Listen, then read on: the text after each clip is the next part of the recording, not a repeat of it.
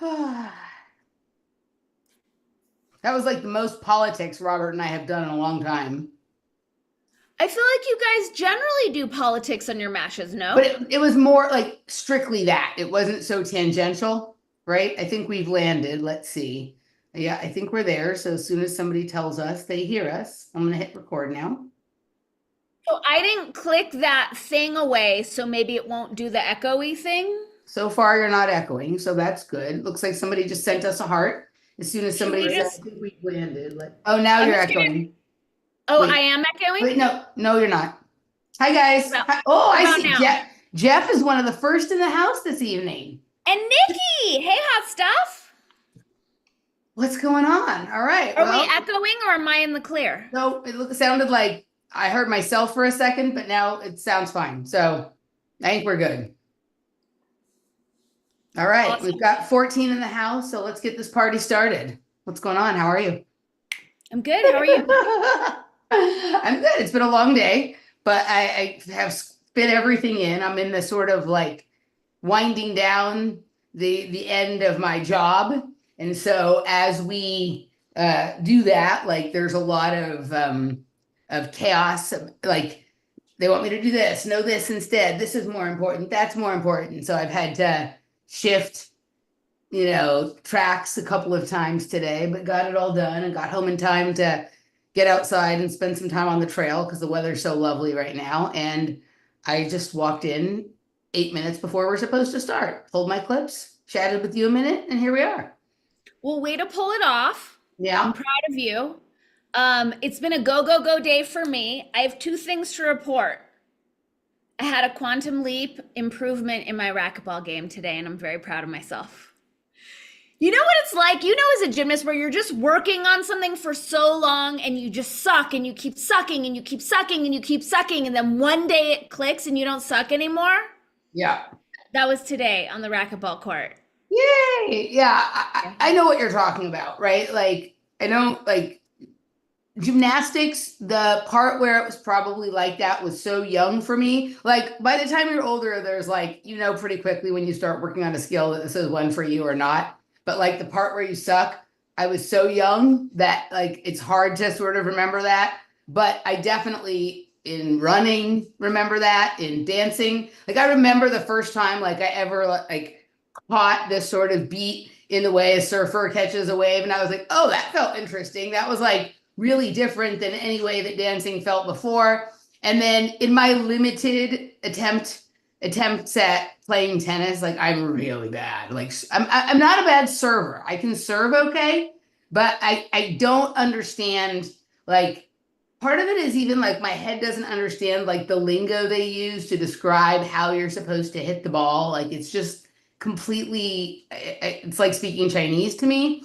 But like once or twice, I actually like connected with the ball in a way that felt not retarded. I wouldn't say that it felt like it right, but it felt not Right. retarded. And it is completely different than all of the other times I've hit the ball. So I have some idea of what you're talking about. For me in racquetball, it's a very different game from tennis, but racquetball, it's like you want the shots as low as possible so that they hit the crotch of the wall and the floor and they can't be returned.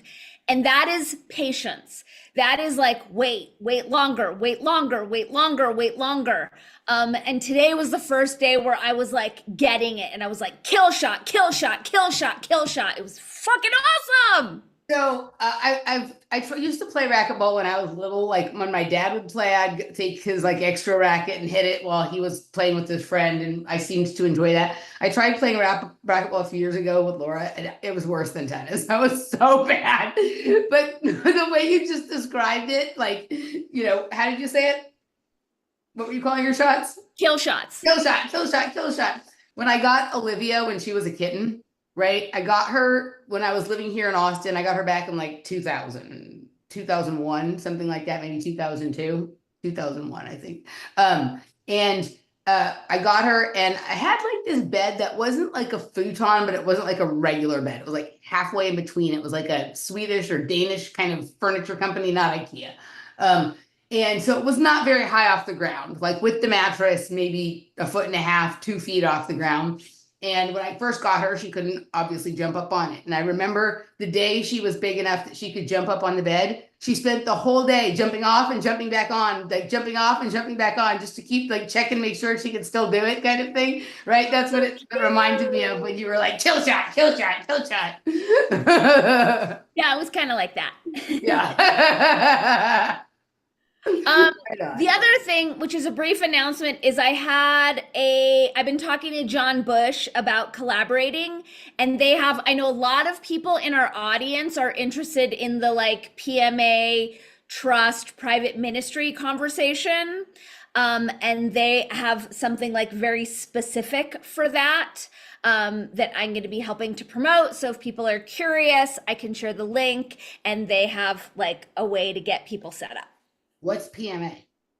Private membership association. Okay. So that people are operating in the private instead of in the public, but it's so opaque, the world of law, where people have to learn so many things. And even Dr. Mercy reached out to ask me if I had any recommendations. And so it seems like there's been this hole in the market for just like at least the foundations that people need to know to get themselves set up. So this is kind of a new thing they're doing, and I'm going to be helping spread the word for them. Oh, cool. All right. Well, sounds good. Excellent. I just had a Topo Chico belch that I suppressed. It's so sad. Yeah. So I know you're a Topo Chico girl, and I dip into it very rarely, but I grabbed one the other day and I brought it home, and I didn't realize you can't twist off the thing. So it literally took me 2 days to open it. And then when I did, I was a little bummed because it's not, I think I'm used to like a more effervescent, like more sparkly, more spicy. No, and it's very mellow. No, then something was wrong with your Topo Chico. The reason I like Topo Chico is because it's the most bubbly. Really? Yeah, you must have in tinkering. Well, every once in a while you'll get one that's a little flatter if the air's been leaking or whatever. But quite like the whole purpose for me for Topo Chico is the belches. All the other bubbly water is not bubbly enough for me. The Topo Chico is the bubbliest. Maybe I got a bum Topo Chico. We'll have to write that wrong. That is like, I'd return it. I'd be like, I didn't belch once. Give me my money back, right? I'll create more drama at my local co-op. Oh, do it. But just, can you video for me? I'd love to watch like Dani throwing fit porn, right? Oh, they overcharged me the last time I was there a couple days ago, and I called them, and a person answered there's so many trans people who work there. It's like more trans people than not trans people. And I didn't know which way it was moving towards or what it had moved towards. So when that person gave me attitude and I asked for the manager, I didn't know how to reference that person. It's so many landmines. So I just kept saying like the person who I just spoke with, that person. It's so awkward, which is the point. Right? Yeah. To hold that over people and feel some level of like power control by mind fucking people over your pronouns. I have a trans person clip today for you. So we can probably start with that if you want, since we're talking about trans people. Yeah. Okay. So this playing of this clip is in no way an endorsement of this person, this show, the people she's talking to. But I liked the lingo she used to describe the obvious situation. So I decided fairly early on in the show to play this clip, and then I continued listening to the show. And let's play the clip, and then I'll give you my overall critique about most of the rest of the show. But let's start with the clip here. So this is someone, I've never heard of this person before. Her name is Brianna Wu. She's a trans Democrat activist or something like that. She was on Trigonometry with Constantine and Francis, right? Are you familiar with this person? I'm about to look it up because there used to be this person. I don't think it was this one, but who it was a blogger in the early 2000s who would go to like yoga and new age stuff and then just like look for affronts and then write blogs about how everyone's transphobic. Mm-hmm. but I'm not sure if it's this being. I was trying to figure out if she was trans Asian as well, or just transgender because her last name was Wu. She identifies as right. smart. Huh? I said she identifies as smart. Right, there you go. I wanted to offend as many people as possible. Okay, so they're doing she's, like Francis and Constantine are feigning interest in understanding why the Democrats lost, right? So they're pretending they're interested. Like it's a mystery? Right. Kamala's a moron. Like case closed. Okay. So I like the language she uses to describe all of this. So I'm going to play a couple of minutes of this, and then I'll tell you about the rest. But here we go. Nice vampire nails. Totally.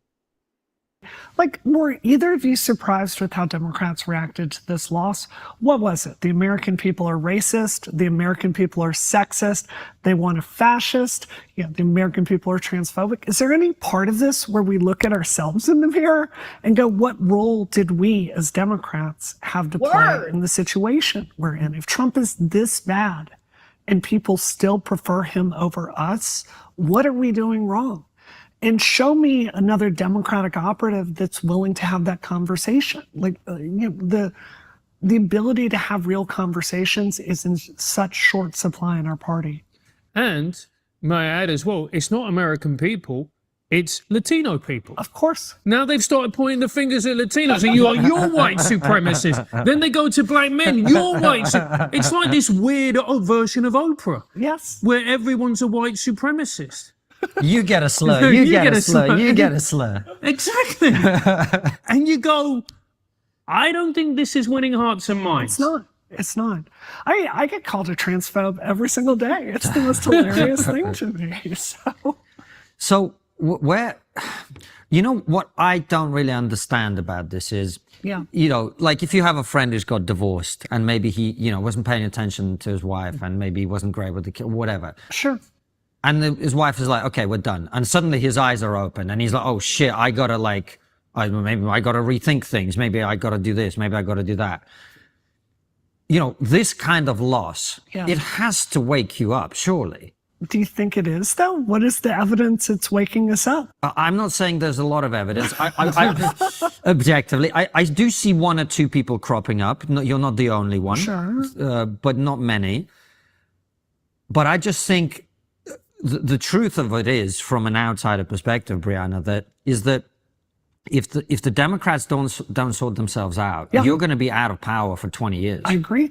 I fully agree. It's not like this is rocket science. The stuff you said to me the last time we hung out about immigration and taking that seriously, it's the most obvious decision you could possibly have. It's the most obvious position to take. The problem is not the American people. It's the fact that we are a party of elitists, and we are incapable of understanding that. Everything about our culture is just is so far away from a mechanic or a taxi driver or a teacher or just a working class person.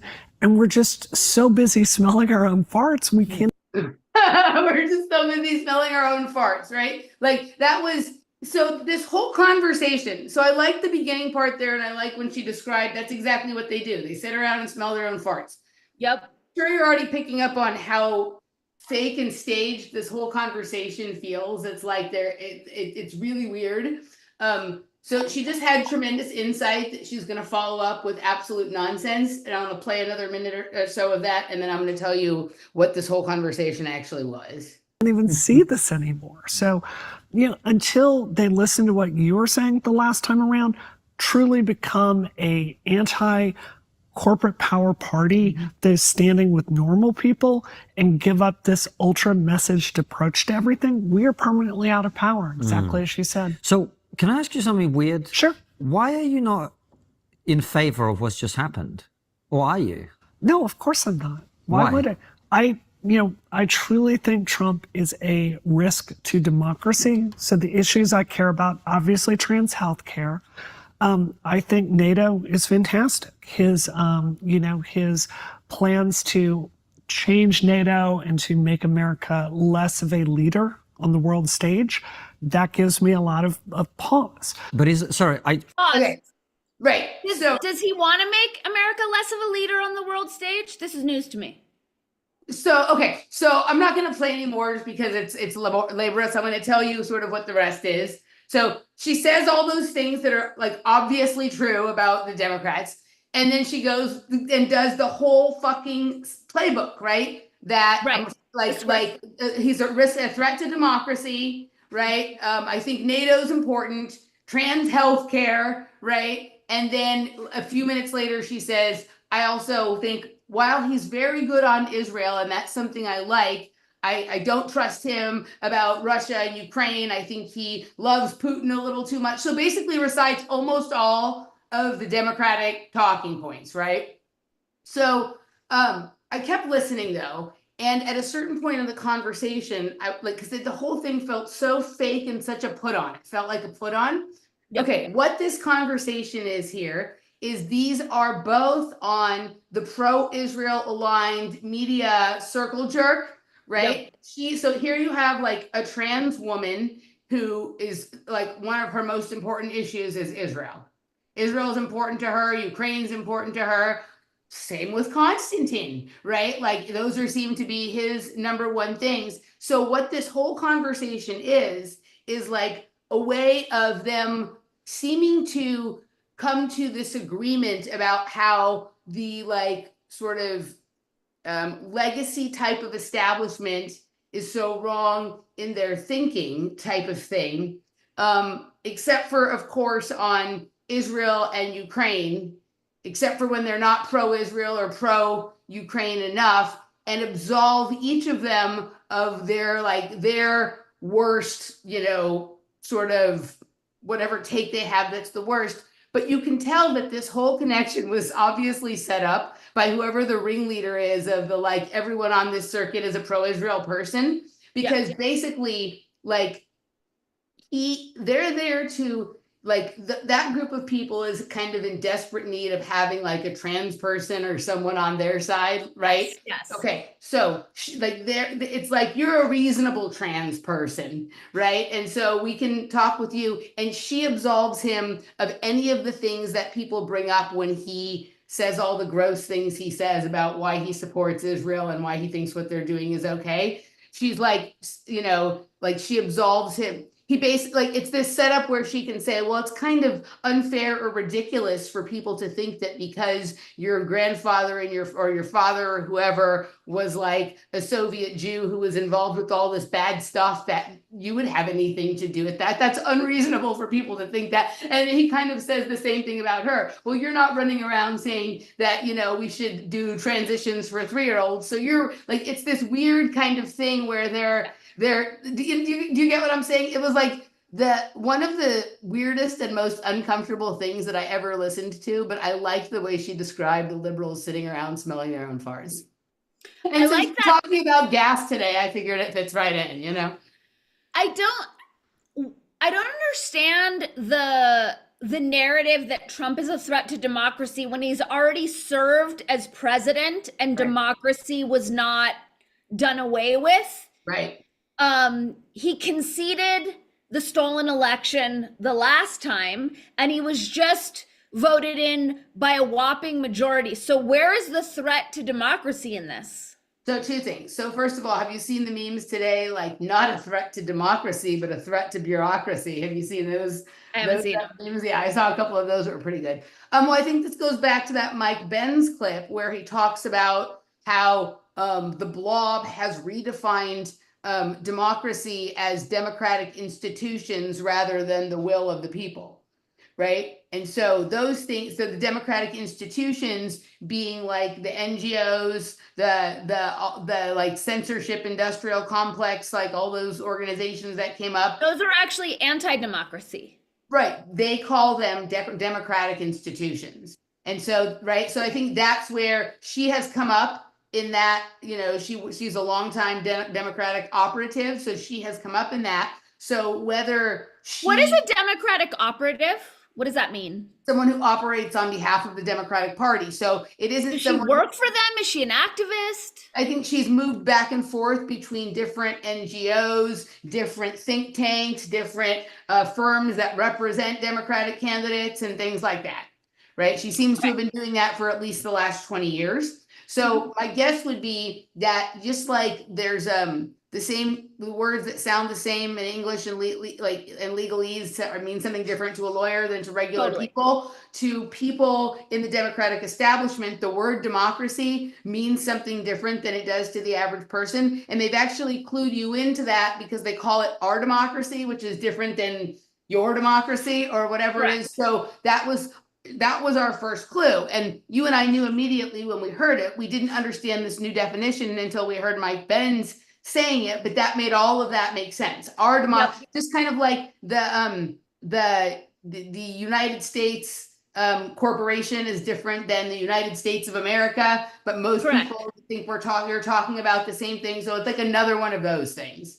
Correct. Speaking of, I just learned in my Law for Mankind class that suffer in legalese means to allow.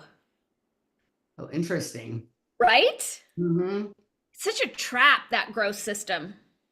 So what does that do for the term suffrage? Because when they're talking about women's right to vote, they call it suffrage, which I always thought was. Well, legalese isn't dealing with like derivative words in that way. They're trying to trap us. Okay. So I don't know that it changes that. It's just like if you bring that, if you say like I suffered these damages in a court of law, you're saying I allowed this. So the person who always uses the term suffer, and I'm sure he's not talking about it legalese, but I want to reimagine this in that just for like a thought exercise. My Rafael Nadal tennis player, like he has always said that the thing that made him able to be so successful was his willingness to suffer, right? He was willing to, like, he doesn't take any points off. He plays every point like it's match point. So I'm sure he meant it in the best way, but I'm going to think about it from the other direction and see what that makes his game look like for a minute. And I'll report back to you on sort of reimagining the legal construct of Rafael Nadal's tennis game. Right? Awesome. Okay. That's interesting though. So yeah. Okay. So, where do you want to start with that? So that was our trans appreciation clip. There we go. Okay, let's stay fluffy and then we could get into the meat of the matter and I'll just do everything went away. And I could just do the Justine Bateman if you're cool with that. Sure. So that's got to be an improvement over what we just watched. So definitely. I just think it's an interesting kind of pop cultural happening.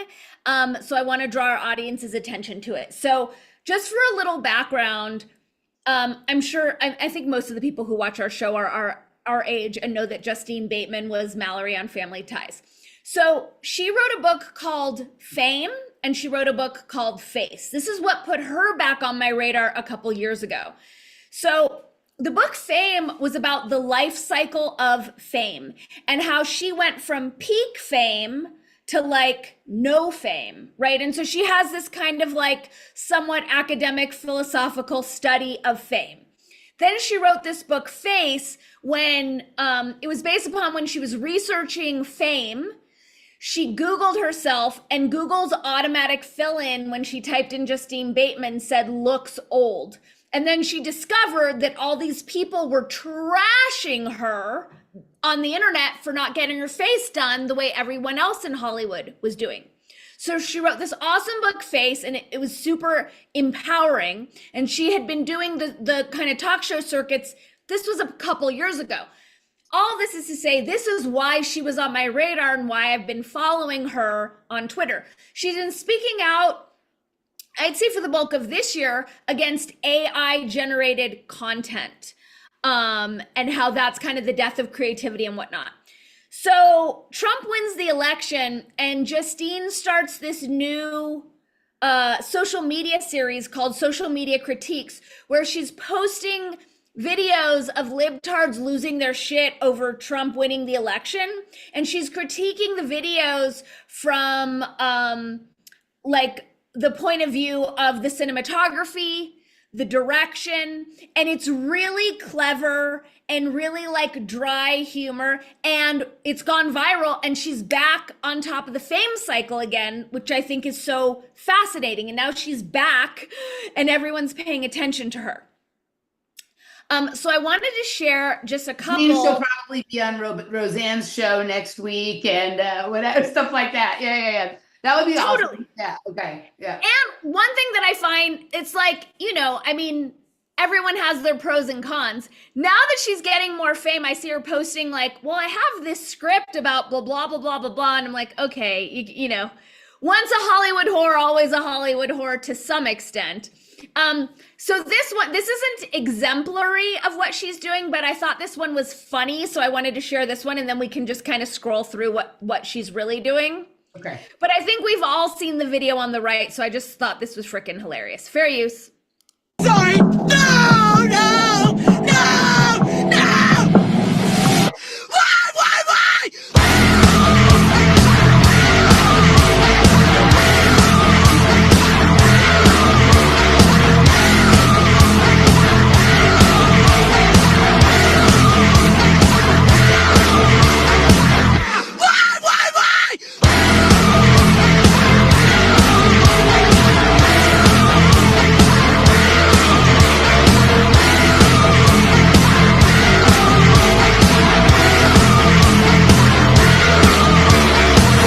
I'm sorry. No, no, no, no. Why? Why?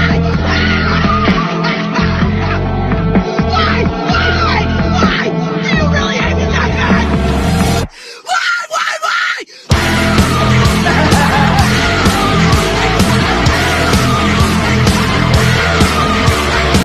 You get the gist. Yes. And this one she says she approves. So she started this hashtag, social media video critique, and her follower account has like exponentially expanded over the past week. So let's just go to her page. Oh, I like her background thumbnail or whatever, that banner. Yeah, I like her banner. She's so cool and badass. Like I just love her. But she'll just pick all of, it doesn't even matter what. And she talks about the settings, and she gives feedback as though she's like a film professor. Right. But it's super like straight the way she does it. And as she's doing this and getting more attention, it's coming out that she's a Republican, that she supports Trump, that she's anti-woke. But she's been keeping this to herself for the past several years. So it's this really creative way that she's coming out. Let's see. Oh, see, now we have all her comments to go through. So, I like that there's fear and loathing. There you go. That's always away to your heart quickly. Shit. I'm just trying to think of the best way we could see these versions, these things that she's doing. So she did one with AOC. Yeah. So she'll call whoever's doing it the director. The director delivers a piece full of subliminal messages. The camera is handheld and uneasy, telegraphing uncertainty and confusion. The actress's left hand comes up and cups the chin repeatedly, indicating the character's deep desire for a beard, a cover. The dialogue is almost inconsequential, serving merely as a means to showcase the visual clues in the piece. The background is the star here. The chaotic blend of blacks and grays is almost a blurred representation of Picasso's Guernica. But here the production designer strays slightly with a red accent at the right side of the frame, bringing an immediacy to the piece and making the Guernica reference unmistakably modern. It's so funny and clever, and I freaking love her for it. And if you guys are on Twitter and you're not following Justine Bateman, run, don't walk, because this whole series is brilliant. That's funny. I like it. All right. So yeah, I always liked her. Kind of her brother disappeared for a long time too, and then had a huge comeback, and he's been, worked consistently since then. I really liked his character in the Ozarks. Right? Yeah. So, and doesn't he direct that? Directed, I think the later seasons he definitely directed. Yeah. I love the Ozarks. Jason Bateman was my first crush. Oh, doesn't surprise me. That seems like your type. Really? Because he was the asshole on Silver Spoons. He was like Ricky whatever's kind of jerky friend. And then he had his own show, It's Your Move. Did you ever watch that? I didn't. I'm trying to remember what I watched him on when we were kids. What was Silver Spoons was like his breakout. something? There was another thing where he was on like frequently. I don't know the It's Your Move thing, but whatever it is, He was on Little House on the Prairie. I definitely didn't really watch that. That was not my cup of tea. I didn't watch it either. All right, so the remainder of my clips have to do with the appointments. Do you want to start with my clips? Do you want to start with your clips? What are you thinking? So I have a clip from Tulsi before she was appointed, and then all my other clips are Whitney Webb. But they're from a couple days ago, so they're not as up to date as like all the appointments. So what do you think? Okay, so let's do my appointment clips. And then after the last one will be time for the Tulsi that you had before, because the Tulsi's part of the last appointment clip. And then we can move from there to Whitney Webb. Want to do that? Cool. All right, Yeah. cool. Okay, so first one is from our good friends over at Do Dissidents, and they are talking to us about the appointment of Elise Stefanik as the ambassador to the UN. Why is she in front of Here's Michael all the Tracy Jews? reminding us of Stefanik's trip to Israel in May of this year. The Trump VP audition reaches a humiliating new low. Don't forget, she was kind of angling for a VP pick. Elise Stefanik, self-described ultra-MAGA congresswoman, goes to the Knesset and blasts Biden, demands support for Israel without conditions, warns October 7th could happen in the U.S., and touts her strong partnership with Trump. So here's some of this speech. I have been clear at home, and I will be clear here. There is no excuse for an American president to block aid to Israel, aid that was duly passed by the Congress. There is no excuse to ease sanctions on Iran, paying a $6 billion ransom to the world's leading state sponsor of terror, or to dither and hide while our friends fight for their lives. No excuse, full stop. That's why I'm proud to have sponsored or backed every measure to aid Israel that has come before the United States Congress. Every single one. And it's why for years I have been a leading proponent and partner to President Trump in his historic support for Israeli independence and security, including moving the U.S. Embassy to its rightful place in Jerusalem. Israel is indeed a miracle, an outpost of freedom, of Western values, of civilization, a striking example of human potential, the physical embodiment of Herzl's maxim, if you will it, it is no dream. Wow. It's the same founding really ethos that we prize in America, I thought the that was American Kevin dream. Costner. Yeah, exactly. She really did her homework. She really dressed to impress there. Wow. Here she is. So this is your Make America Great team, guys. Aren't you proud? Here she is, of course, browbeating the university presidents for daring to allow political speech on campus that does not conform to the ideas expressed in the video we just saw. Does calling for the genocide of Jews violate Penn's rules or code of conduct? Yes or no? If the speech turns into conduct, it can be harassment. Yes. I am asking specifically calling for the genocide of Jews. Does that constitute bullying or harassment? If the Yes speech or no? becomes if the speech becomes conduct, it can be harassment. Yes. Conduct meaning committing the act of genocide? No, idiot. Conduct meaning harassing an individual student and singling them out for who they are. That would be harassment, not genocide. First of all, no one has called for the genocide of Jews on these campuses. That's a lie. And second, the point is conduct means direct harassment, direct targeting of an individual, which is not allowed. Pause. Political speech in itself is not harassment. I just want to note that this facial expression that they've paused on is really all we need to know. Totally. It's kind of like that. Remember that Lulu person that JD Vance was in the interview with? And I was just like, you just have to look at her to know why people hate liberals. It's the same thing. Like Exactly. this nibbling, groveling, do anything the person who has the tape on me in the APAC says, kind of whatever. Like, I just like, and this is where, like, I mean, everyone can do what they want. But this is where like people who like get really excited and rah about Trump, and he picks people like this, like for them to think that someone who would vote for a Democrat is somehow like that they're better than that because they voted for someone who would pick someone like this. Like, I just really can't get down with that. Right? People can have all sorts of reasons for voting the way that they do, but feeling superior in your decision when you pick somebody who picks someone like, you know what I mean? Like, it's rough, right? Okay. And I love Keaton's humor is they're both excellent with the comedy here, but there's a little bit more.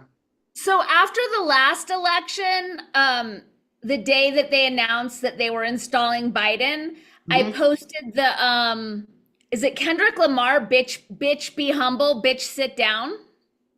And I offer that same advice to the people who voted for Trump. Like, let's just all just chill out, be neutral. Yep. Like, rubbing it in people's faces, especially with these appointments, is not aging well.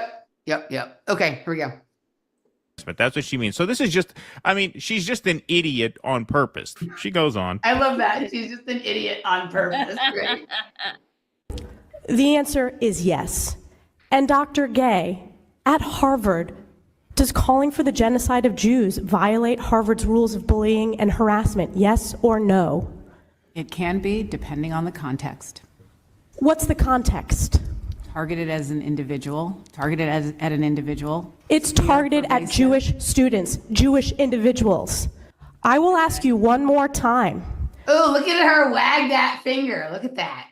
Does So calling for the genocide... I just want to share that I've been doing a lot of studying over the past 2-3 months on avoidant attachment styles. Yeah. And this is like pitch perfect what the bad avoidant attachment style behavior, where instead of talking about the issue in like an open way, you get hung up on some like weird yes or no to make the other person wrong. Like, this is a mental illness. Yep, totally. I couldn't agree more.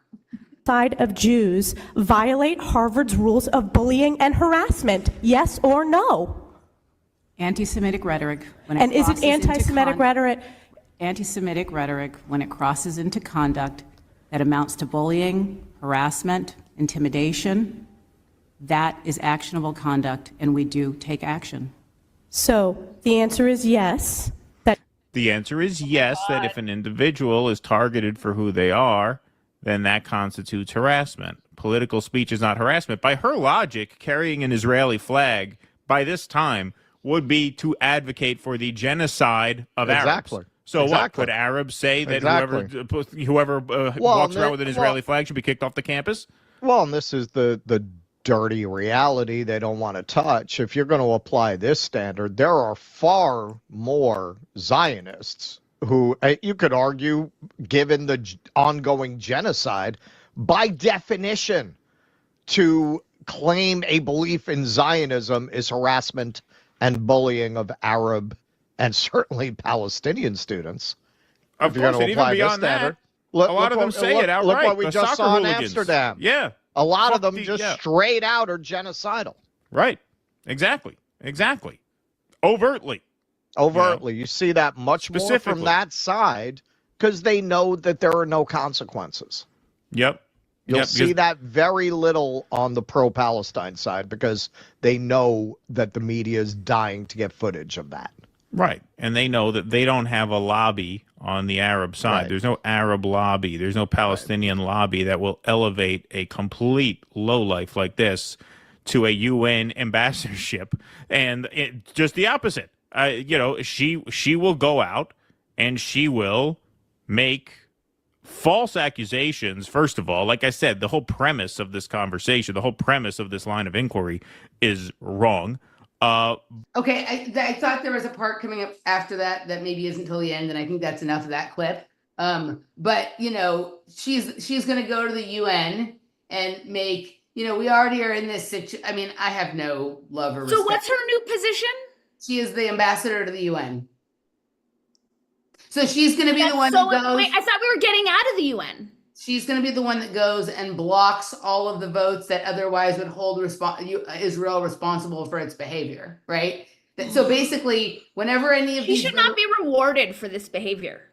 correct. So whenever they have votes about like what's going on in Israel, Palestine, the whole rest of the world, pretty much except for the United States, like Great Britain, and like maybe like some weird client state like Kazakhstan or whatever it is, right? They'll all of them will vote to hold Israel responsible. But then because the United States and Britain or whatever block it, then whatever the rest of the world all agrees on, halts, right? So she's going to go there and make America look even more foolish on some levels than they already look. And this was the first appointment that he made. This was his first appointment out of the gate was this.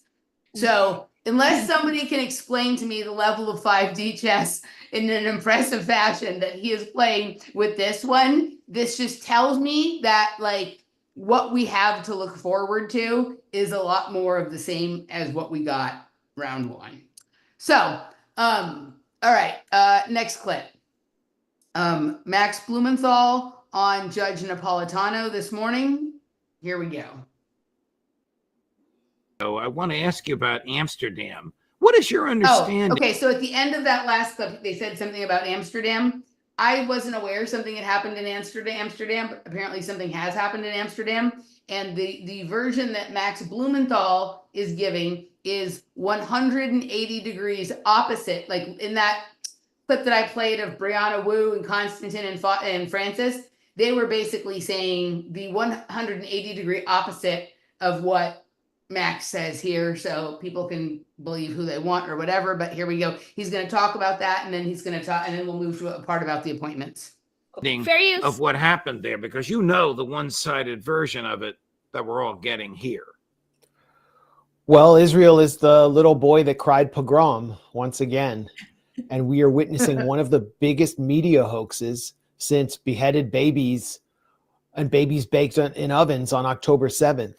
And with the same objective, to justify Israel's existence as an ethno-supremacist state and to justify its genocidal policies against Palestinians.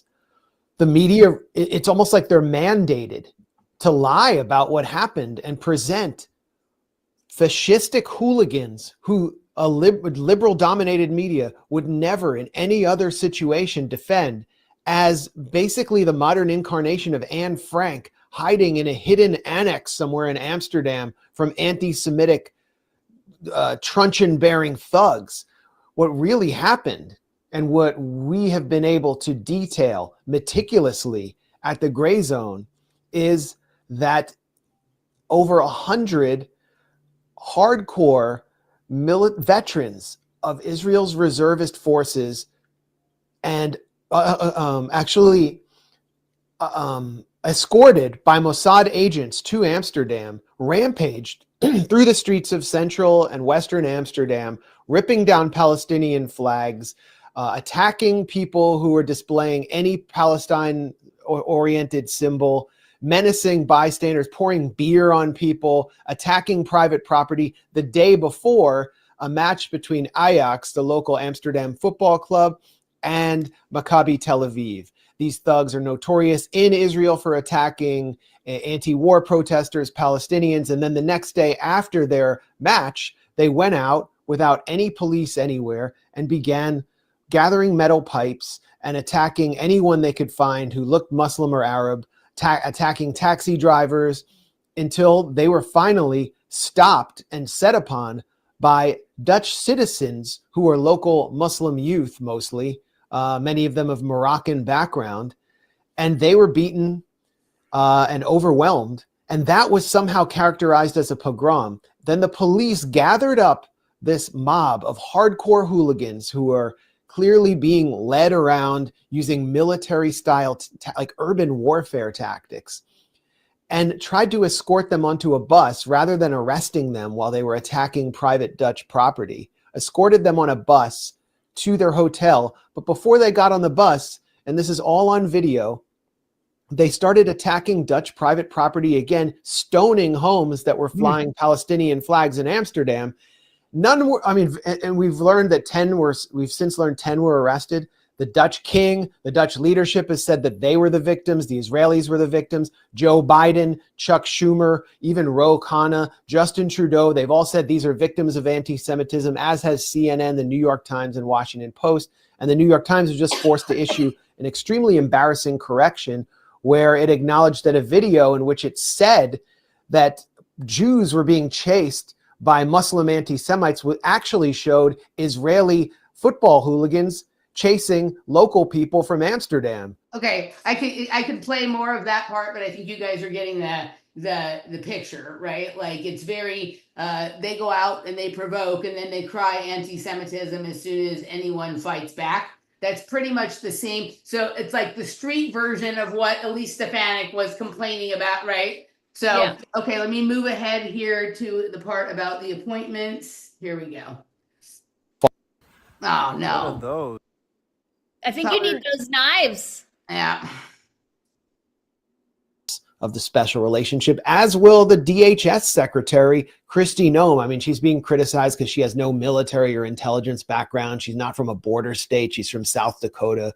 It's obviously another political PR pick. She's telegenic. She's a loyalist. She introduced a bill in March called Protecting the Security of God's Chosen People to crush speech critical of Israel. And that's the name of the bill that she introduced, and she has been selected as head of the Department of Homeland Security. Wait. Repeat the name of the bill? I think the name of the bill, what was called Protecting the Security of God's Chosen People to Crush Speech Critical of Israel. She's head of Homeland Security. He's not going to dismantle Homeland Security. He's just going to double down on the perpetual emergency. Okay, Got it. Continuing. Basically bribed to do it by the Israel lobby. There's only one rabbi in all of South Dakota. Israel lobbyists just came in, told her to introduce this bill, and she frames it in Christian Zionist terms, God's chosen people. It's a complete clown car being driven by the Likud party straight into cabinet level position. I like that. It's a good clown car. He's had a lot of good turns of phrases in this interview. He's a comedian. Oh, he's good. Yeah. And we haven't even gotten to Marco Rubio and Pete Hegseth yet. Comedians are our most honest sources of news in 21st century clown world. Right. I mean, how many comedians do we get our news from? I mean, it's like it's all and that right, and that I mean, which adds to the evidence that all the world's a stage and we're simply all playing our parts. But yes, in the fake clown show, the comedians seem to be the news anchors. Yep. Yeah, we'll get to Rubio in just a second. Is this the woman that shot her dog? Kristi Noem, yeah. Oh, yeah. She executed her dog. Well, and then did RFK throw the dog in Central Park? I don't know, but she executed her dog. RFK threw a, and she boasted about it on Twitter. Threw a dead bear into Central Park. I don't know how he came upon the dead bear, but these are Sonic ritual. Strange people. Let's go to Rubio. Did I see something by? So now he's going to get into Rubio, who, for all kinds of neocon reasons that we all already know, is a terrible pick to be Secretary of State. But listen to this. This is stuff I didn't know. And this full ties it back to Clinton area territory. Listen to this. Anya, that Rubio and now convicted and resigned from the Senate, my home state, former Senator Bob Menendez, actually engaged in or financed terrorist activity in Latin America, in Venezuela and Nicaragua. Well, Rubio, being a Cuban American like Bob Menendez, is just burrowing from within government in the U.S. to use the U.S. to get revenge on the revolutionary socialist government that he blames for forcing his family out. And he actually lied and claimed that his family fled Cuba under Castro when actually they left under the US-backed Batista regime, that dictatorship. So he lied about that.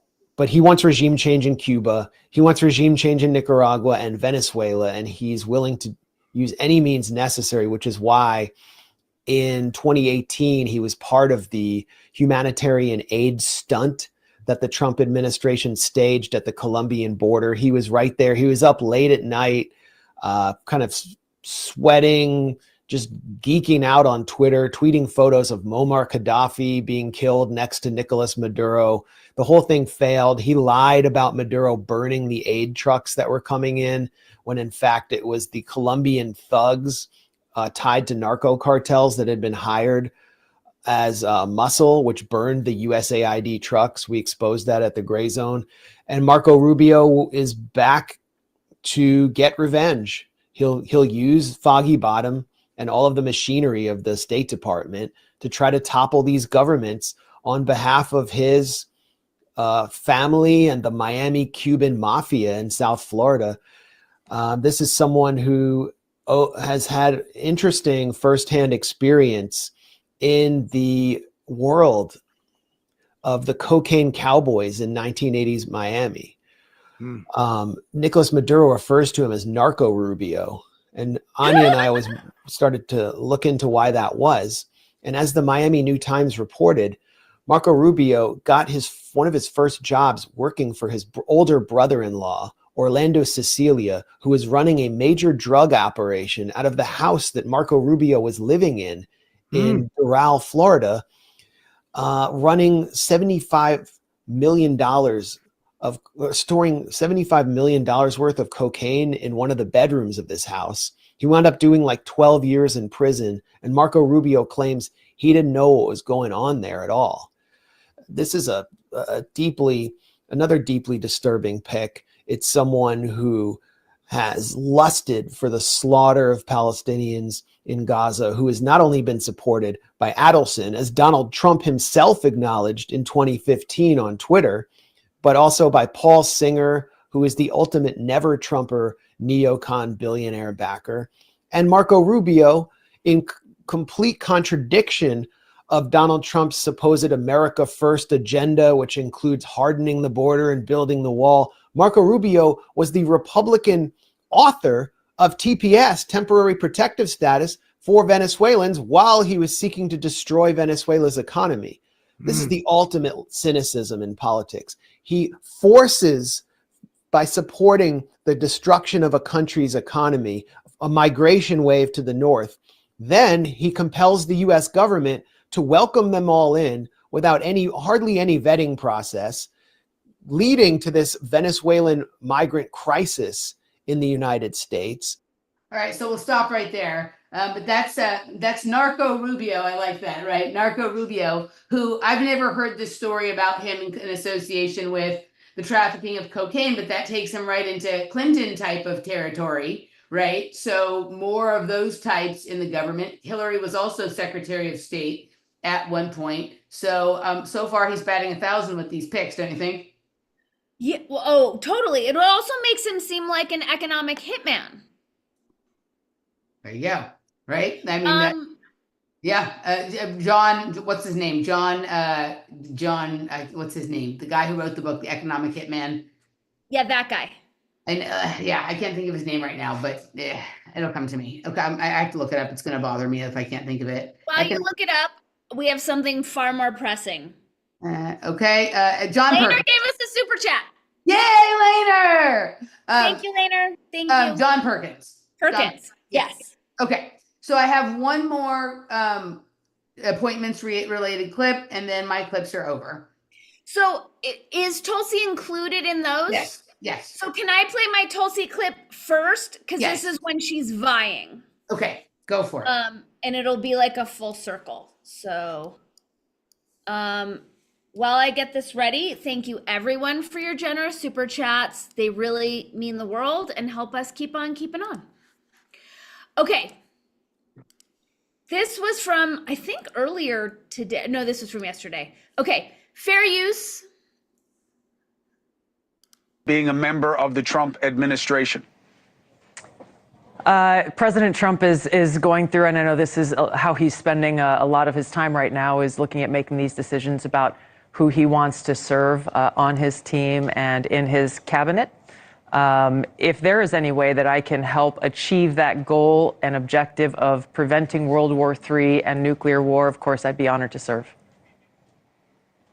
Why is this her weird MK Ultra script? We heard her say this on Joe Rogan, was it 1 or 2 years ago?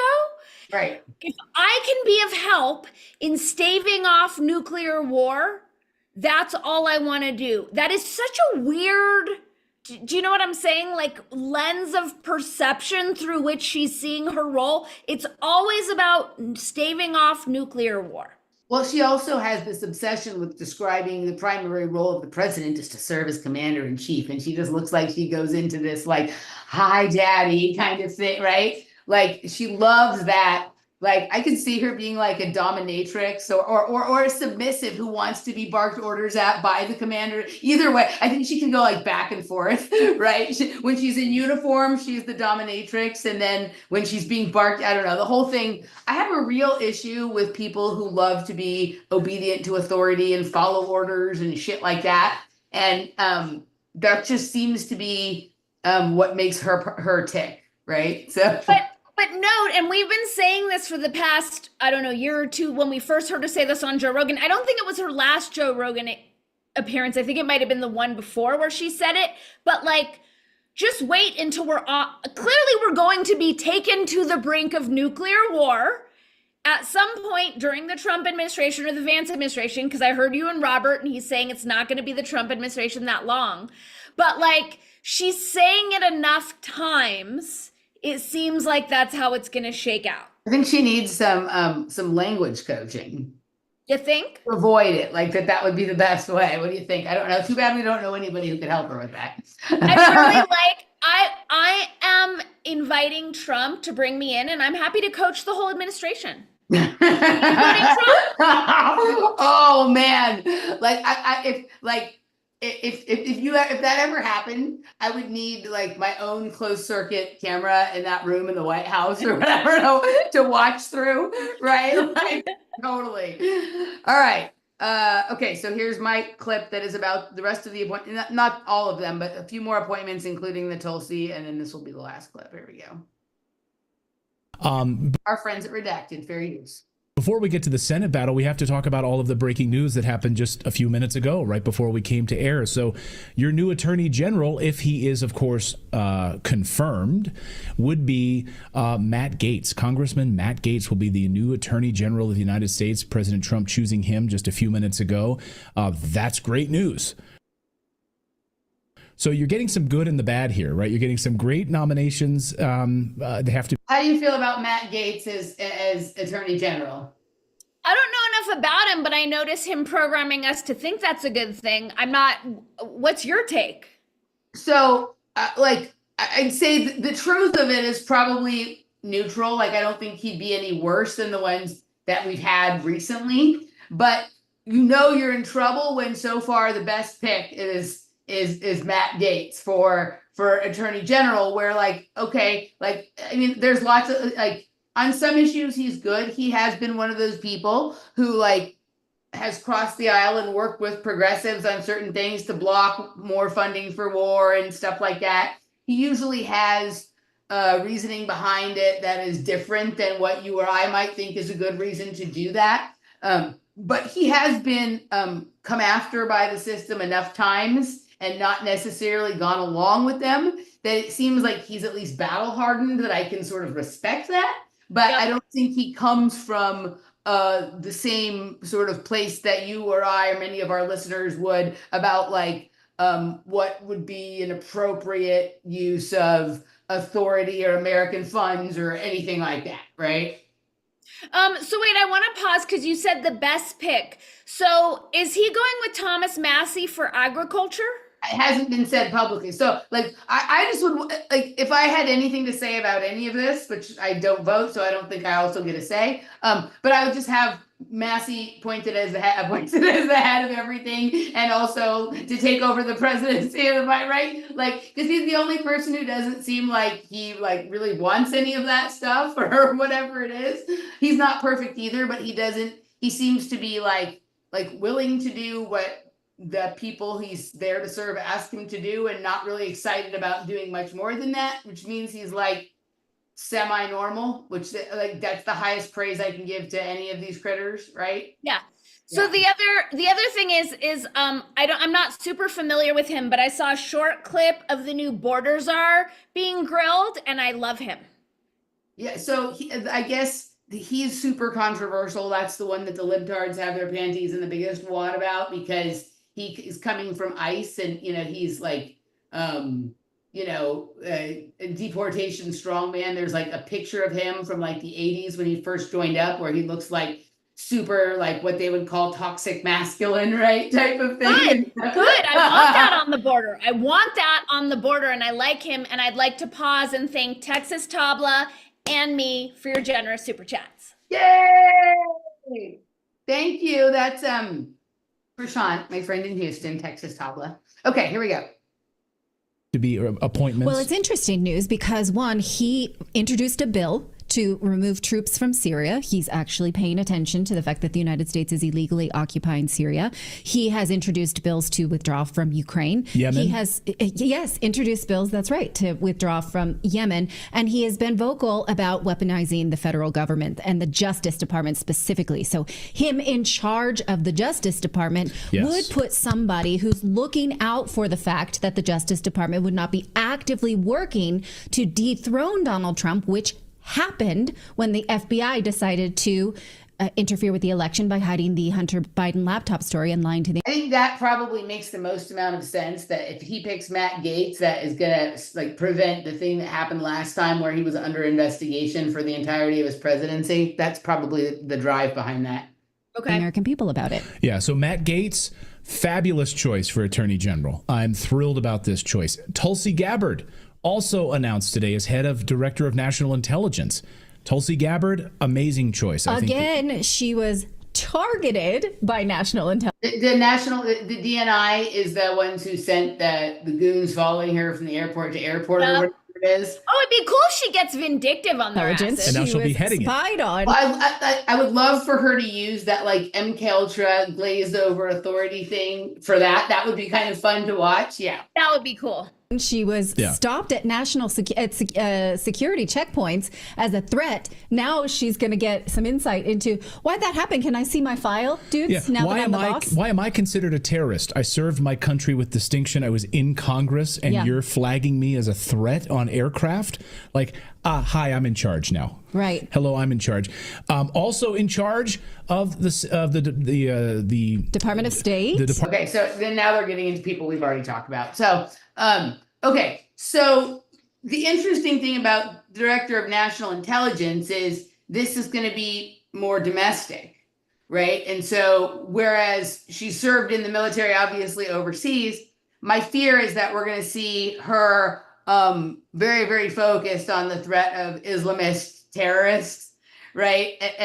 Kind of thing. Like, well, of course, given that her main goal is to stave off nuclear war, right? That she's, do you know what I'm saying? It's like one of those, it's like the anti-racist or the anti-sexist. They need racism and sexism to have a purpose. She needs us to be taken to the brink of nuclear war for her to have her purpose. Well, also, that's really like one of the only things that keeps the Americans that aren't just like total Christian Zionists or super duper naturally pro-Israel, like okay with what goes on there, is the idea of like, well, we have the same enemies as Israel, right? And she is opposed to lots of wars, but pro what's going on in Israel and Palestine. And so she can continue to spark that fear that if we allow Islamists to run wild over there, then they're going to be a threat for us here. And oh, look, whatever it is. So those are the ticks. And like I said, when it's like, well, Matt Gaetz seems to be the cream of the crop here, right? Then you're dealing with something that is not probably what most people were hoping for, with at least most of the people that you and I know who would have voted for Trump, right? Like it's pretty it's awfully neoconish and neoliberalish and war hawkish and Zionist. Yep. All All right. right, do you so have- let's do you get have Whitney another Webb's take. Yeah, I have a bunch from Whitney. Okay, cool. Sorry, we're gonna go a little long today. No worries. I'm good with that. Okay, cool. So this is from Whitney's perspective. The first clip I have is just because I couldn't resist, and then we'll get into the Trump presidency. Fair use. Without investment, life-changing medical break. Sorry. It's not as exciting as your knives. And it's a longer one and slow. Ugh. All right. Oh, another Valley's one. all up my ass these days. Get 30 sticks. Here we go. Element block and try and build out like a smart. I had it all queued up too. Okay. Here we go. You know, it's advantageous for that group that used to control the mainstream media and the electoral process. You know, now they're pivoting to podcast strategies, right? Bukele's tweeting out being like, hey, I talked to Trump. We talked about podcasts. Dana White's talking about like this. That is the new media. And I think that there is an opportunity there, but also it's like, let's not just bait and switch and replace it with these, you know, agents that are that serve kind of similar powers. You know, you look at the Weinstein brothers and people like that, you know, like, you know, they're edge group people. They're, you know, they're Teal Capital managers. And here they are they completely got COVID wrong at the beginning when it mattered. Now here they are, you know, acting like they got it right the first time. And the Joe Rogans of the world, you know, you're kind of seeing, you know, maybe these aren't, you know, that much better than the Don Lemons and Brian Seltzers and CNN. You know, it's just a new apparatus. And I couldn't help it. Right. It's funny that we still get excited when somebody many years later catches up to what we said all along, and we're like, "Oh, look, someone said it." Yeah, totally. All right. So moving on to her take on the PayPal mafia being so close to Trump.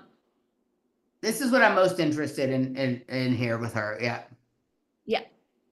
Fight, you know. They fight with lawfare. You know, this champion of free markets, Peter Thiel, this libertarian god here, who's really the guy kind of running a lot of these things. You know, he took down Gawker using lawfare and suits after, you know, the story is after they kind of released some personal stuff about his life and maybe his sexual orientation and some stuff. But really it was because they published the Epstein list. Yeah, the year they went after him was the year that Gawker, it was the first publication to make public the Epstein Black Book. And at the time, Peter Thiel was meeting with Epstein pretty consistently between 2014 and 2015. So hard to know, really, what the reason was. But people were definitely not happy that Black Book came out because the person who, you know, obtained it was actually Epstein's butler, and he was, you know, killed off in prison in 2015, the same year. So kind of complicated stuff. And as far as Peter Thiel being a free market libertarian, he's pretty open. Well, he's on video and in writings has said that he doesn't like free market competition. It's actually for losers. He thinks, and that his definition of a capitalist is someone who accrues capital. So someone that believes in free market capitalism but isn't a millionaire, to Peter Thiel, isn't really a capitalist very much. Like someone like Reid Hoffman, you know, who backed Kamala heavily, for example, would be more of a capitalist to Peter Thiel than someone like yourself, Marty. Yeah. Yeah, it's been. Okay. So I have a piece about Kirsten Gillibrand and her whole stablecoin bill. I don't understand the stablecoin thing enough, but I didn't know that she was tied into the Nexium sex cult. Did you know that? Hildebrand? Yeah. I think I've heard that before. I didn't know that, but I'm going to skip that piece, and I just want to take us to climate finance. This is a little bit of a longer thing, but I think this is the biggest, for me, the most terrifying thing that I'm seeing in Trump's administration and the people as around him. So here we go, fair use. Paradigm, which is what I have heard for a long time, and I absolutely agree with that. And I am also concerned about the introduction now of climate finance as a way to use carbon market schemes or other forms of carbon pricing, or some of these efforts to securitize the natural world, like one that was we recently wrote about the Amazon rainforest, for example, being securitized by the guy that invented ETFs. And used to be, head of BlackRock's global investments or something like that.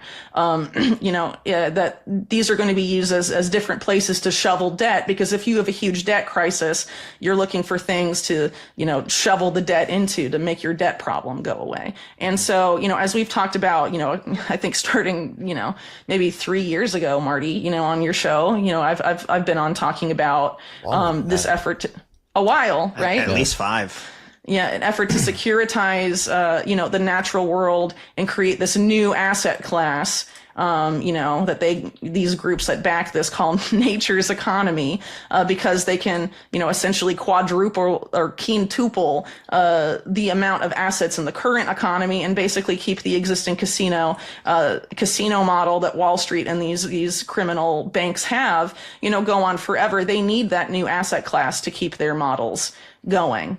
That generate them a lot of money. And the fact that, there's all these efforts from people like Lummis and Gillibrand and others that want to support the dual banking system that rewards irresponsible government fiscal policy and criminal acts of the private banks. I'm concerned about that. And the fact that, in Trump's administration in particular, you have someone like Howard Lutnick closely tied to Tether, but also very connected to ESG, the Sustainable Development Goals. Cantor Fitzgerald has an entire fund dedicated to implementing the UN Sustainable Development Goals, right? Which includes, by the way, digital. So just so people know, Howard Lutnick is part of Cantor, whatever she just mentioned, investment firm. Yeah. And who's putting all these people into place for Trump right now? I don't know. I think he's the one who's kind of picking the people for Trump. Okay. Yeah. Okay. Wait. There's just a little bit more. Okay. ID is part of that, and programmable surveillance. I just want people to hear. On talking about this effort a while, right? Sorry.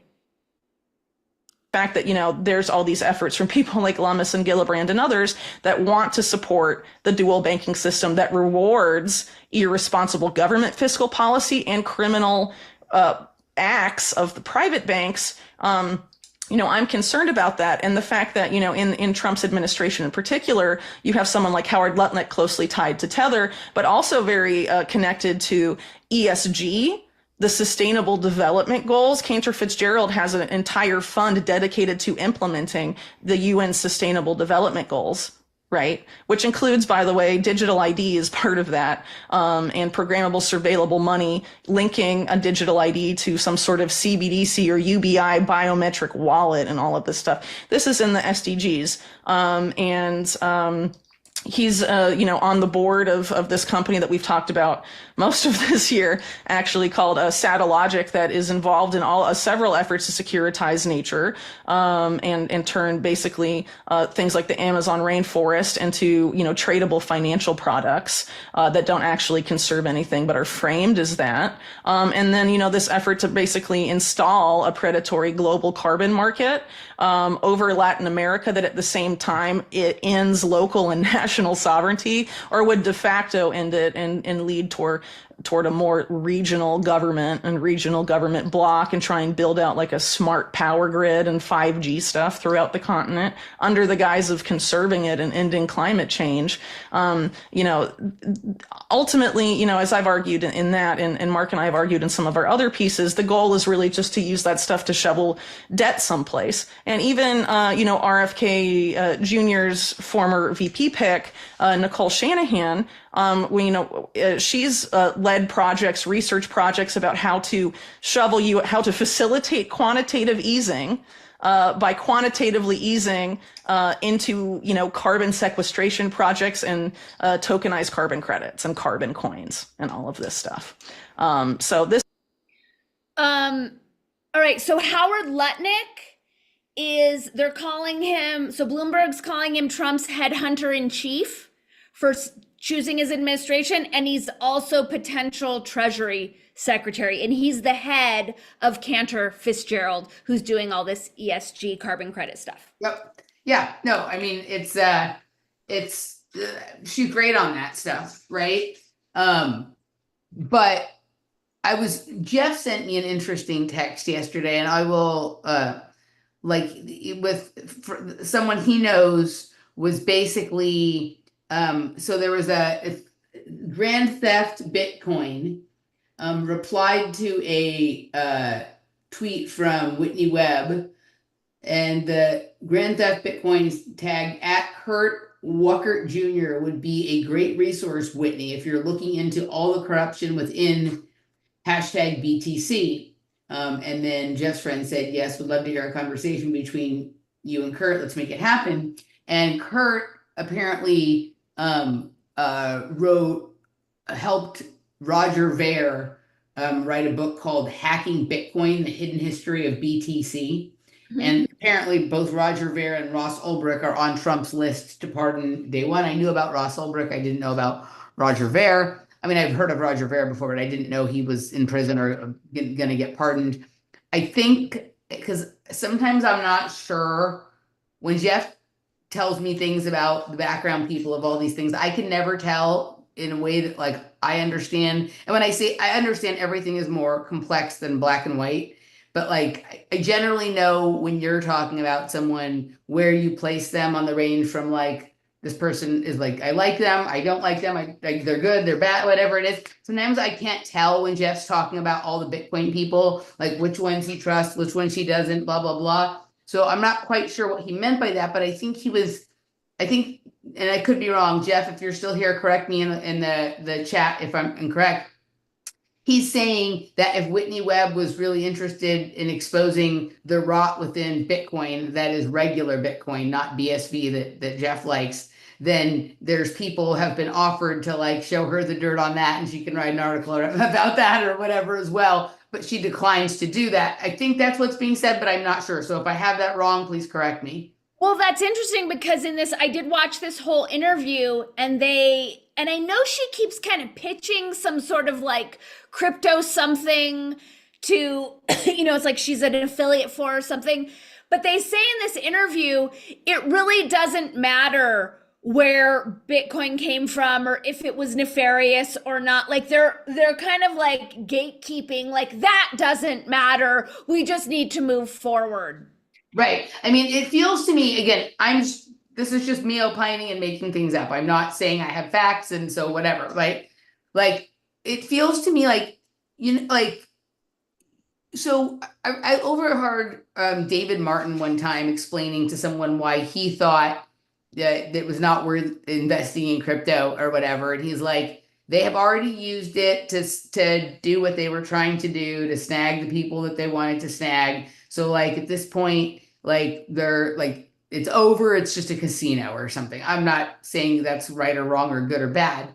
But like my brain took that to mean is that whether it was set up as such or it has been co-opted, it was used to entrap certain people or certain groups or whatever it is. And whatever they were after with that has been done. And so what's left is something different than sort of what it was before or whatever it is. What it feels like to me, and remember when I said to Robert with the live stream, I think that you watched on Monday, that like, yeah, I agree with a lot of what Whitney says, but sometimes there's like this gaping hole of things that she either doesn't talk about or doesn't apply the same level of critique and analysis to that she does all the other things.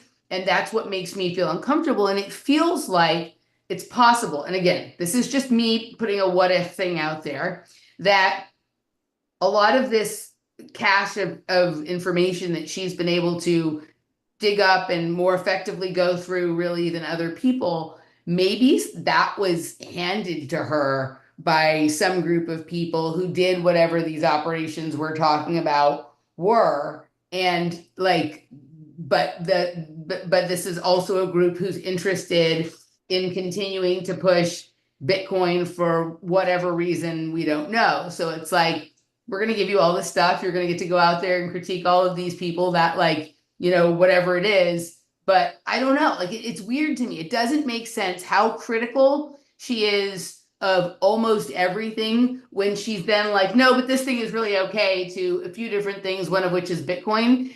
It's weird to me. Okay, so she actually addresses this in this interview, which had me wondering if she was listening to our shows or your shows. She directly addresses a lot of the critiques that you specifically have offered about her. And just as a thought experiment, I have no idea. I've always been Whitney neutral. Right. I just don't know.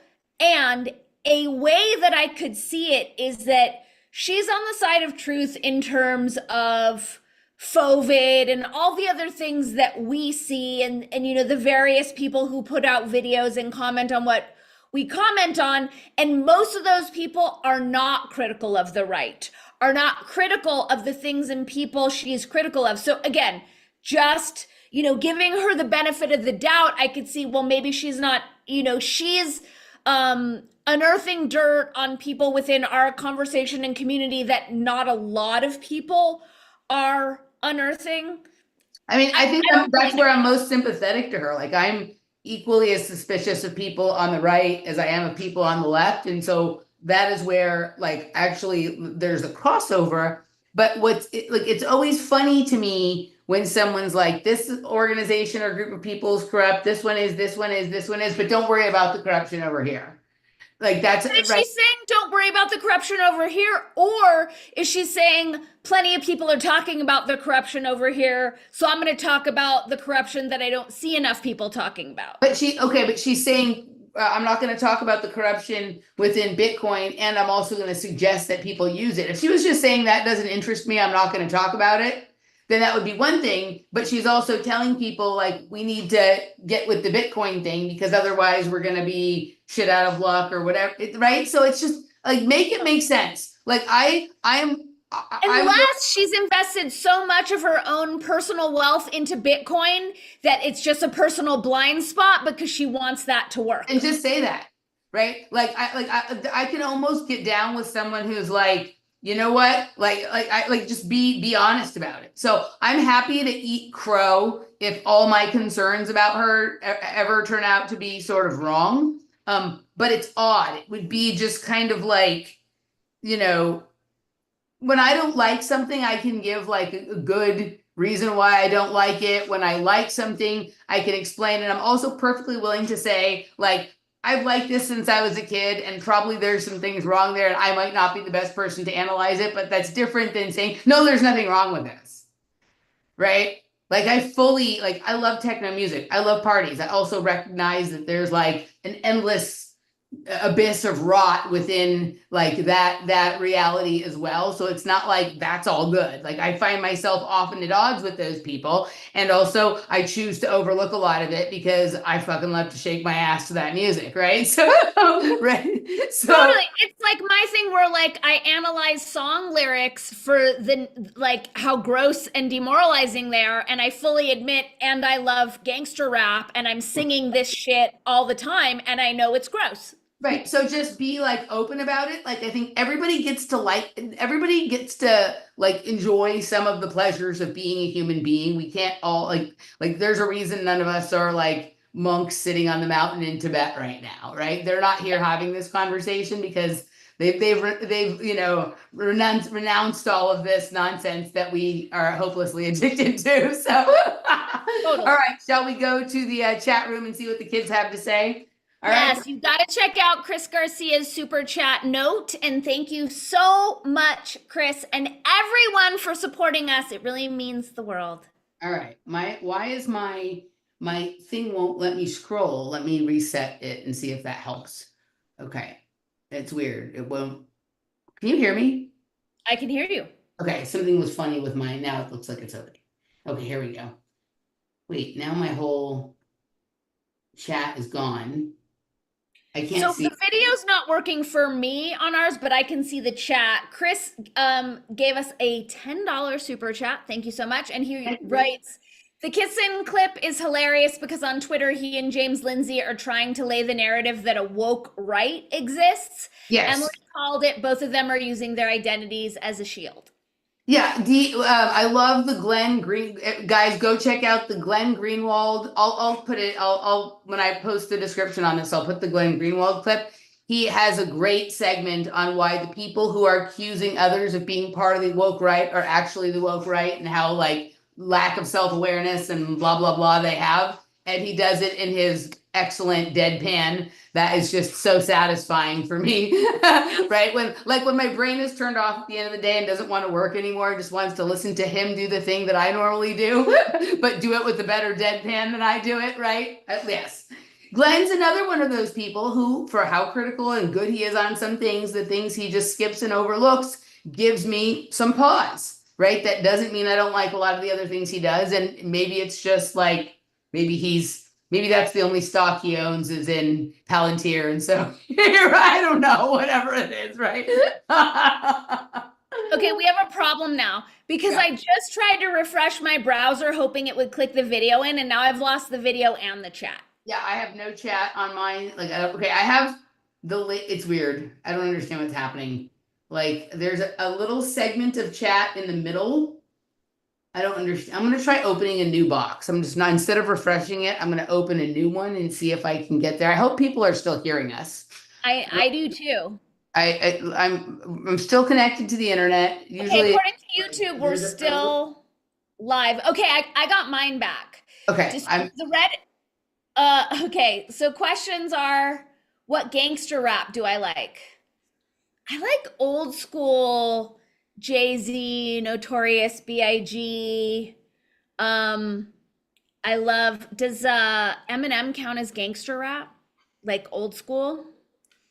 Did you hear that Beyonce got paid $10 million to puff up Kamala? I did. Okay, just real quickly, can someone say in the chat room if they hear us? Because now I can't even get on YouTube at all. I'm not sure we're actually really live streaming. I think we are. Oh, yes, Chris Sean says they hear us. Okay, so we got another question. Okay, you'll have to read them to me because I can't get on YouTube. I got you. Are Whitney and Mark Goodwin a couple? I'm pretty sure that that's the case. I'm pretty sure this is how she rolls. Okay. Yeah, I'm pretty sure that like it's, you know, he seems to be her writing partner and video appearing partner now and her romantic partner. And I think that's kind of how she does it generally. I'm happy for her. Like, wouldn't that be fun to have, you know, your partner like want to nerd out on all the stuff that you nerd out on and to like share that? I don't know. I'm happy for her if that's the case. I'm happy for her, totally. For me, no. I like variety. I like variety. Hi Heart Wellness just super chatted us. Thank you so much. Hi Heart. We appreciate you. Okay, so Biochrysma says, wait, Whitney, he says WW. I think that's Whitney Webb is controlled opposition. I think we're all like a jury's still out. I'm not accusing her of that. I don't think you are. Yeah, no. I mean, I think like it's no. I mean, I like a lot of what she does. So Biocharisma is Christopher Gardner. Hi, Christopher. Hi, Christopher. So yeah, no, I don't know. Like, right? It's just one of those things. Like, Christopher, I have no concerns about you. All right. I disagree with you probably about some things, but I don't have any concerns about like where you're coming from or what your motivations are. Right. Now, a lot of what Whitney says I like and agree with, but something about her and like the sort of the entirety of her sort of what she talks about and what she doesn't and how she's critical of some things and not of other things makes me a little concerned, suspicious. I don't know about what the motivations are, but that's just me. Like, I'm not saying that because I feel that way that is reality or that's what everybody should think. She certainly has served up a lot of interesting and helpful information. And even though I have critique, I continue to pay attention. I think that's the best I can explain it. How is that?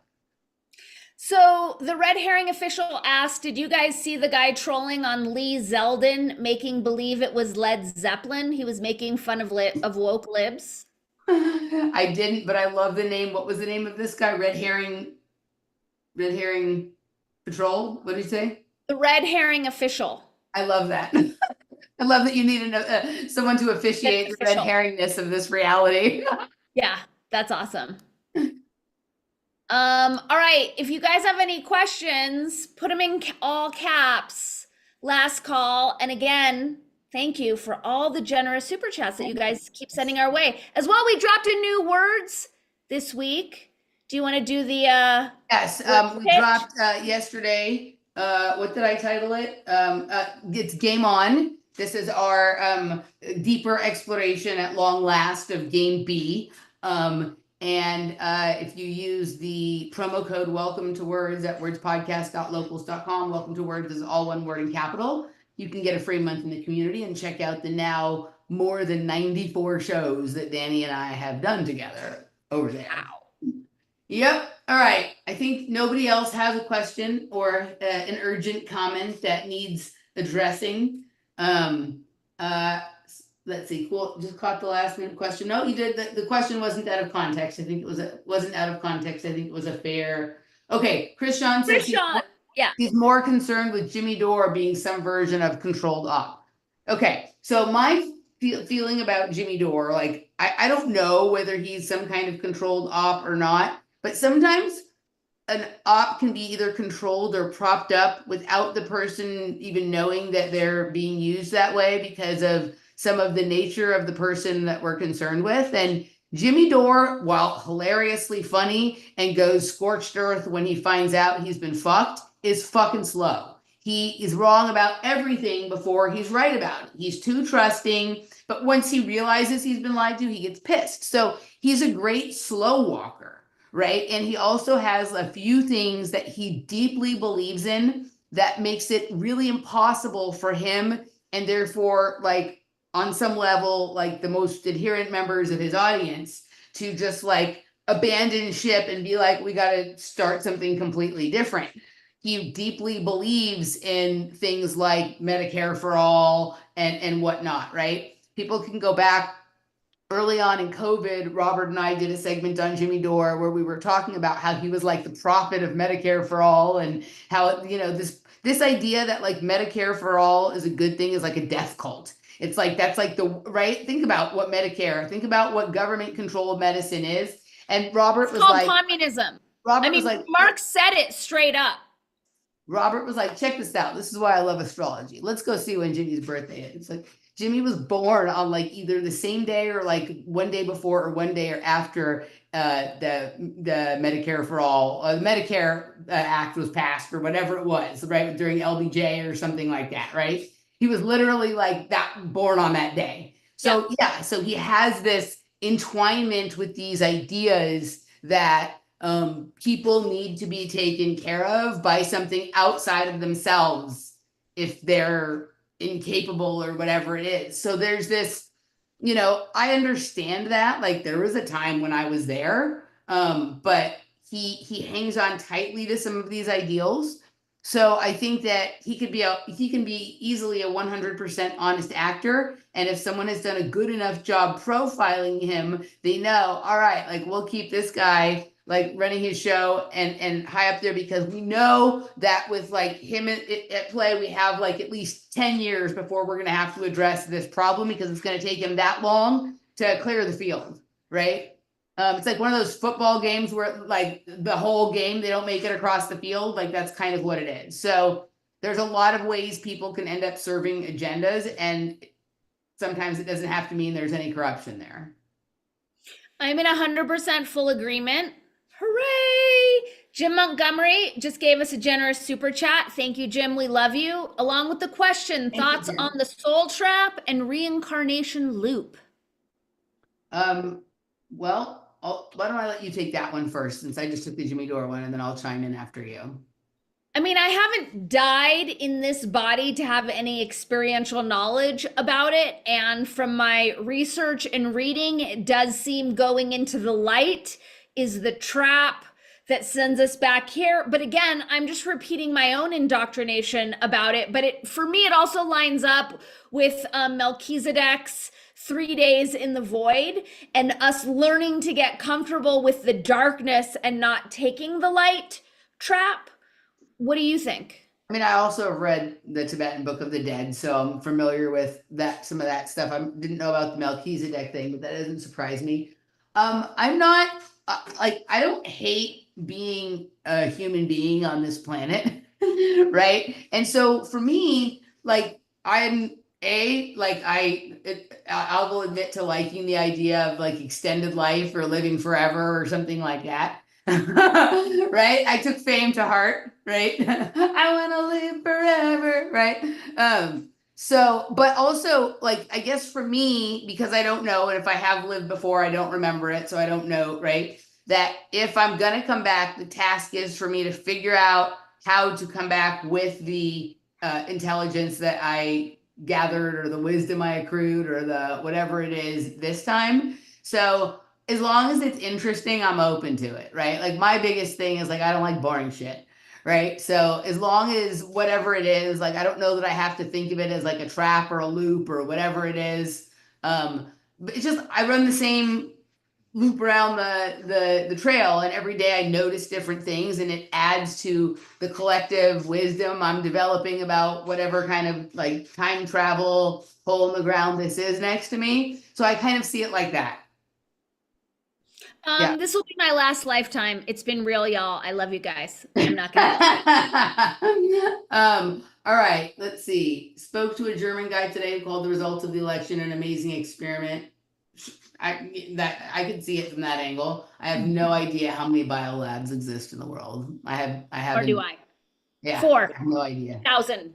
I don't know. It could be either one of those. I really have no idea. Yeah, I'm pretty sure. I'm pretty sure I'm aware of at least 4 in the United States. So worldwide, I'm sure it's more than 4, but it could be 4,000. She said she meant bioweapon labs. I mean, here where I live, we have Sandia, we have Los Alamos. I think there might be another one here. I mean, there's some in Texas. There's some in they're all over the place. So, you know, it's one of those, like, I don't know. I think there's probably like a lot of things that where we are wrong, where we think that like something that's going on that is probably benevolent is nefarious, and vice versa. Places that we think that something is normal going on, something is wrong. So like, I think we just don't have a complete picture of things, partly because I still don't think we quite understand exactly how everything here works. Right. And so from one angle, it looks like one thing, and from another angle, it looks like something completely different. And I think we need to like expand our perspectives, and then, you know, sort of, you know, hash all of that out in a different way than we do it right now, where we look at it either from one side or from the other, and we assume that we know the intent of someone if they see it from a different angle, and, you know, all that stuff. All right. I think we're done. Are we done? We're done. We're done. Yay. Thank you, guys. Thank We you, love you. everybody. We love you. We'll see you next week. Good night.